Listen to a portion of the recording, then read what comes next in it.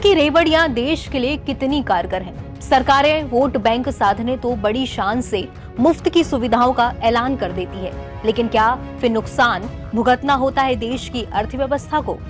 Supreme court भी कई बार तल्ख लहजे में सरकारों को इस पर फटकार लगा चुका है। 4 अगस्त 2022 को सुप्रीम कोर्ट ने कहा था कि चुनाव आयोग इस मामले में समय रहते कदम उठाए तो शायद कोई भी राजनीतिक दल ये हिम्मत नहीं करता। लेकिन अब मुफ्त की रेवड़ियां बांटकर वोट बटोरना भारत के राजनीतिक दलों का मुख्य हथियार बन गया है। ये बात आज इसलिए हो रही है क्योंकि कर्नाटक में सरकारी बस सेवा दम तोड़ने की कगार पर पहुंच चुकी है।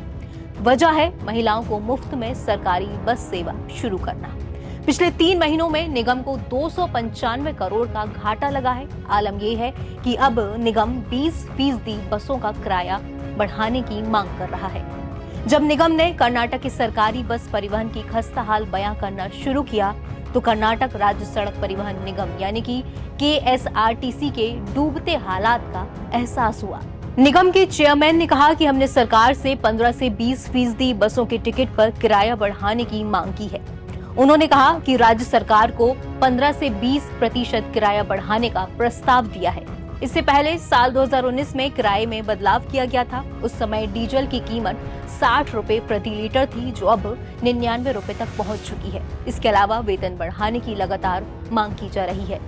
श्रीनिवास ने कहा कि कर्मचारियों के साथ समझौते में कहा गया कि हर 4 साल में वेतन का संशोधन होना चाहिए। पिछली सरकार ने कोविड के कारण साल 2020 में वेतन नहीं बढ़ाया, इसलिए ये हमारे लिए एक चुनौती है।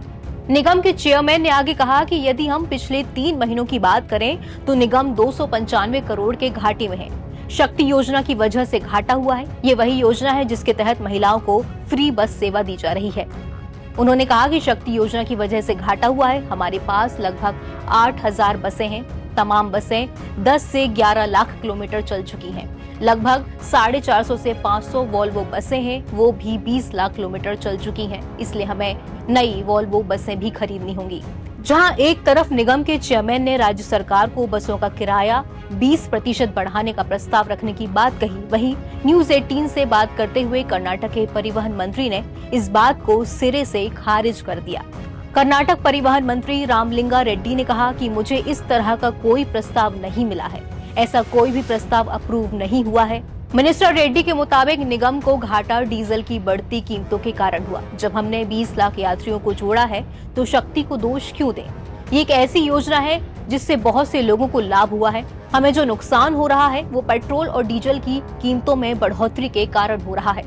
हमारे कर्मचारियों का वेतन बढ़ गया है। संख्याओं को बोलने दीजिए। कर्नाटक केंद्र सरकार को 4.5 लाख करोड़ रुपए का भुगतान करता है। राज्य बजट से ज्यादा तो हमारे राज्य का टैक्स है जो हमें केंद्र सरकार को देना होता है। उन्होंने आगे कहा कि क्या केंद्र हमें कोई राहत दे रहा है? यहाँ निगम की बातों और कर्नाटक राज्य सरकार की बातों में काफी अंतर नजर आ रहा है। एक तरफ निगम का कहना है कि वो 295 करोड़ का घाटा झेल रहा है, वो भी शक्ति योजना की वजह से। दूसरी तरफ मंत्री का कहना है कि उन्हें इस तरह का कोई प्रस्ताव नहीं मिला जिसमें निगम ने 20% किराया बढ़ाने की मांग की हो। 140 करोड़ आबादी वाला देश जो ग्लोबल हंगर इंडेक्स यानी कि भूखमरी को लेकर 111वें स्थान पर जगह पाता है, जहां लोग आज भी भूखे सो रहे हैं, ऐसे देश में आम जनता को मुफ्त सुविधाएं जरूरी मालूम पड़ती हैं। लेकिन ये सरकारों को तय करना होता है कि संतुलन ऐसा हो जो अर्थव्यवस्था को घाटे में न ले जाए, राजस्व और खर्च को बैलेंस किया जाए। आप कर्नाटक के बस निगम के हालातों को लेकर क्या सोचते हैं? कमेंट सेक्शन में जरूर बताएं और ऐसी ही तमाम खबरों को देखने के लिए बने रहिए नवभारत टाइम्स के साथ। मैं हूं सुचिता जैन। नमस्कार।